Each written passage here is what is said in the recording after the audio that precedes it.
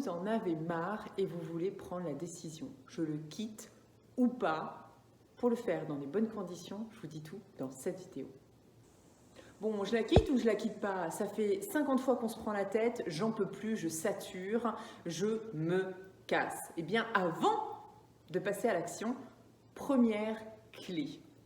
Première chose, en fait, je vous invite à juste vous détendre. Allez faire un tour, allez courir, allez marcher, faites peu importe quoi, écoutez de la musique pendant une demi-heure, une heure, bref, évacuez, sortez avec quelqu'un, sortez seul, mais allez vous aérer l'esprit.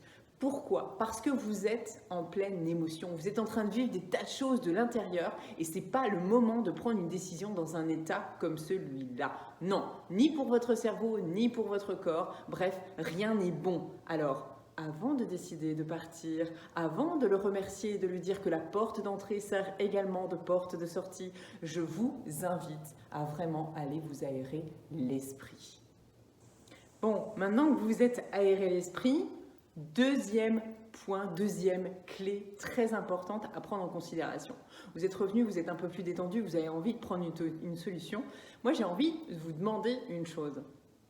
Pour quelle raison partez-vous? Est-ce que vous avez déjà pris le temps de noter les raisons pour lesquelles vous devez partir ou pour quelles raisons vous la mettez dehors ou pour quelles raisons vous vous séparez? Aujourd'hui, ça n'est plus possible. Alors peut-être que vous y avez déjà pensé, peut-être que vous l'avez déjà même évoqué avec lui, avec elle, peu importe. Est-ce que vous l'avez déjà noté? Est-ce que vous avez listé les raisons pour lesquelles cette relation doit s'arrêter ou doit faire une pause? Si ce n'est pas le cas, eh bien je vous invite à le faire maintenant. Pour quelles raisons? Eh bien tout simplement parce que certains partent pour X ou Y raisons, ne le savent pas.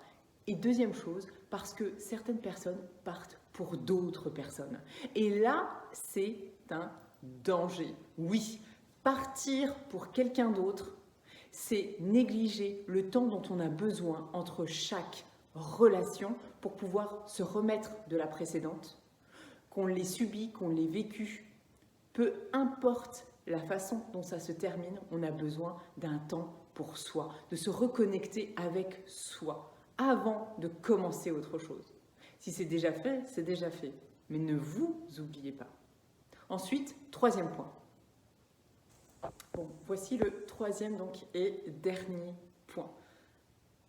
Maintenant que vous avez pris l'air, maintenant que vous savez pour quelles raisons vous souhaitez partir, eh bien, mon troisième point va être tout simplement de vous inviter à prendre une décision seule. Votre décision. Dès que vous l'avez prise, parce que vous connaissez vos arguments, parce que vous savez quelles sont les raisons qui vous ont poussé à ça et que vous êtes totalement en accord avec vous-même, avec vos valeurs et ce que vous souhaitez pour vous, alors à ce moment-là, vous pouvez échanger avec votre partenaire et prendre la décision. Vous pouvez même échanger ensemble à ce sujet et voir si à ce moment-là, il n'y a pas un échange possible. Si ça n'est pas le cas, eh bien au moins vous aurez pris en conscience votre décision. Prenez votre décision seul.